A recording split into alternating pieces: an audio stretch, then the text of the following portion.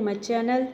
Today we'll discuss about the keywords that is given in the chapter that is conservation of plants and animals. So these words has been taken from the NCERT science book that is grade 8th, right? So let's start with the keywords. These keywords are very important. They can be asked in the form of MCQ and they can ask in the form of like definition can be asked like 1 mark or 2 mark, right? It can be also asked in the form of fill up or true and false. Now let's get started. So the first term that they have given in the biodiversity. Bio का मतलब होता है living, diversity जो विभिन्न प्रकार के जो हैं लिविंग ऑर्गेनिजम्स हैं. सो ये लिविंग ऑर्गेनिजम्स क्या हो सकते हैं? एनिमल्स हो सकते हैं, प्लांट हो सकते हैं, माइक्रो ऑर्गेनिजम्स हो सकते हैं. So biodiversity is basically all the living beings that includes plants, animals and microorganisms that are found in any particular environment. किसी भी जगह के ऊपर विभिन्न प्रकार के प्लांट्स, एनिमल्स और जो माइक्रो ऑर्गेनिजम्स पाए जाते हैं that makes the biodiversity. Now let's discuss the next term that is the biosphere reserve. तो बायोस्फीयर रिजर्व बेसिकली ये क्या होता है? बेसिकली ये क्या होता है? एक प्रोटेक्टेड एरिया होता है. किसकी प्रोटेक्शन के लिए होता है? एनिमल्स और प्लांट्स के लिए, राइट? जितने भी वाइल्ड एनिमल और प्लांट हैं उनकी प्रोटेक्शन के लिए एक एरिया होता है that is the biosphere reserve. इसको हम प्रोटेक्टेड एरिया बोलते हैं. बेसिकली बायोस्फीयर रिजर्व होता है large area of protected land. तो ये this is a large area for that of protected land for conservation of wildlife, plant and animal resources and traditional life of the tribals living in the area. Most important thing ये है कि biosphere reserve में आपको tribal लोग भी मिलेंगे, जबकि और भी जो प्रोटेक्टेड एरिया हैं जो हम नेक्स्ट आगे पढ़ेंगे उसमें जो है आपको ट्राइबल लोग नहीं मिलेंगे. जबकि बायोस्फीयर रिजर्व में ट्राइबल लोग भी होते हैं, उनकी भी थोड़ी बहुत जो है एक्टिविटी अलाउ होती है, जैसे कि ग्रेजिंग होगी, बिल्डिंग ऑफ हाउस हो गया, राइट, कल्टीवेशन ऑफ क्रॉप होगी. तो ये एक जो है बहुत बड़ा जो होता है large area of protected land होता है for conservation of plants and animal. So the next thing the term is the deforestation. Deforestation जैसे कि अगर हम वर्ड को काट दें तो डी का मतलब होता है कट या विदाउट. फॉरेस्टेशन विदाउट जो है, जब फॉरेस्टेशन को हम काट देते हैं, it is the cutting down of the plants और forest on a large scale. बहुत बड़े पैमाने पे जब हम ट्रीज प्लांट्स को काट देते हैं, that term makes the sense that is called deforestation. The next term is desertification. This term is very important. होता क्या है कि जब हम deforestation करते हैं, प्लांट्स की जो रूट्स होती हैं वो जो है सॉइल को जो है अपने साथ बांध के रखती हैं, सॉइल पार्टिकल्स को. लेकिन जैसे जैसे हम प्लांट्स काटते जाते हैं तो जो सॉइल की बाइंडिंग कैपेसिटी होती है वो कम होती जाती है, जिसकी वजह से जो टॉप सॉइल होती है जो कि ह्यूमस रिच होती है और ये जो मोस्ट फर्टाइल लेयर होती है ये क्या हो जाती है? वॉर्न ऑफ हो जाती है, ये निकल जाती है. तो क्या हो जाता है, नीचे से जब आपकी टॉप सॉइल है वो रिमूव हो जाएगी, जो नीचे से लैंड आएगी that will be hard and that will be stony and that will be less fertile. ठीक है. सो उसकी वजह से जब कम ट्रीज़ होंगे, जो ज़मीन की उपजाऊ शक्ति होती है वो कम होती है, जो ऊपरली लैंड होती है that is the humus rich वो जो है रिमूव हो जाती है. नीचे से जो है जो हार्ड सॉइल है, अब जो वो स्टोनी सॉइल है, जो कम फर्टाइल सॉइल है वो ऊपर आ जाती है.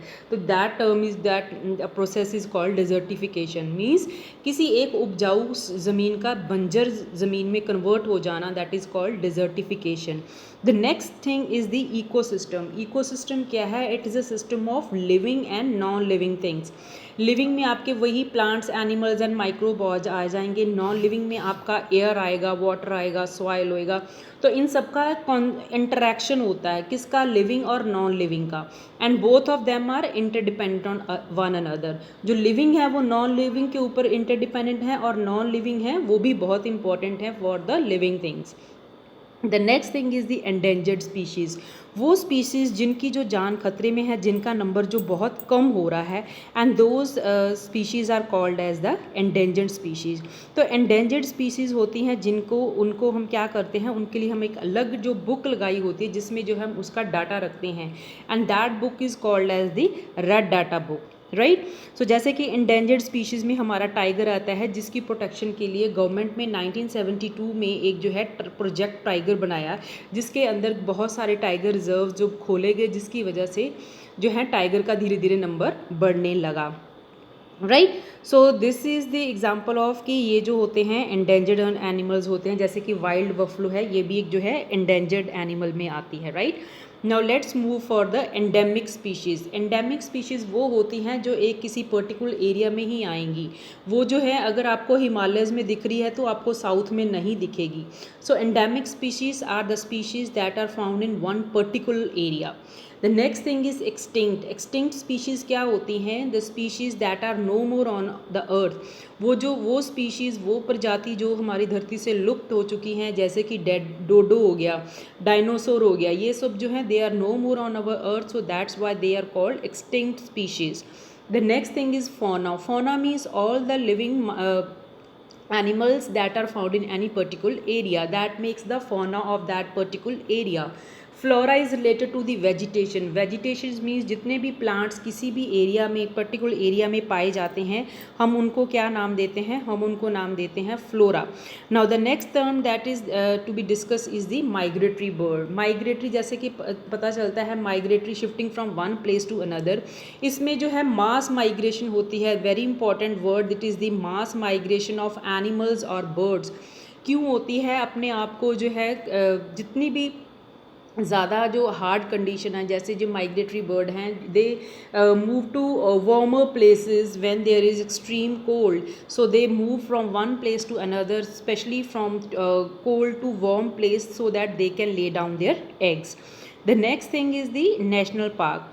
नेशनल पार्क भी क्या है बेटा? ये भी एक जो है एक प्रोटेक्टेड एरिया है, जिसमें कि जो area reserve for the wild life, where they can freely use the habitat and natural resources. तो मोस्ट इंपॉर्टेंट थिंग है, नेशनल पार्क में लैंडस्केपिंग भी की होगी, ताकि जो है इसको ज़्यादा सुंदर बनाया जा सके। इसमें जो है लोगों की जो थोड़ी जो मूवमेंट अलाउ होती है, एक स्पेसिफिक टाइम होता है जिसके अंतर्गत जो लोग इसको विजिट कर सकते हैं। The next thing is the red data book. Red data इस बुक जो एक ऐसी बुक होती है जो हिसाब किताब रखती है किसका? Endangered species of any particular area. तो इस रेड डाटा बुक जो है ये इंटरनेशनली जो मैनेज की जाती है, और हर कंट्री की अपनी अलग रेड डाटा बुक होती है। No the next term is reforestation. Reforestation का मतलब होता है फॉरेस्टेशन री, तो जहाँ पे पहले प्लांट्स नहीं थे उसके ऊपर दोबारा से जो है प्लांट्स लगा देना। So growing up of plant on a large scale. Reforestation ये किसका सिनोनिम है? Afforestation, right. So afforestation and reforestation both are synonym and they have the same meaning, तो means that is plantation of the plants, right. The next word is the sanctuary. Sanctuary क्या होती है? Areas where animals are protected from any disturbance to them and their habitat. तो wildlife sanctuary भी हम ये कह सकते हैं, एक प्रोटेक्टेड एरिया होता है जिसमें प्लांट्स एंड एनिमल को रखा जाता है, ताकि हम उनको कोई भी डिस्टर्बेंस ना होने दें, ना ही हम उनको डिस्टर्बेंस चाहते हैं, ना ही चाहते हम किसी का उनका जो है हैबिटेट जो है नष्ट हो। So basically sanctuary is a protected area where animals are protected from any disturbance to them and their habitat. So these were the few important terms that are given in the chapter that is conservation of plants and animal. I hope you would have liked this session. Thank you so much for watching.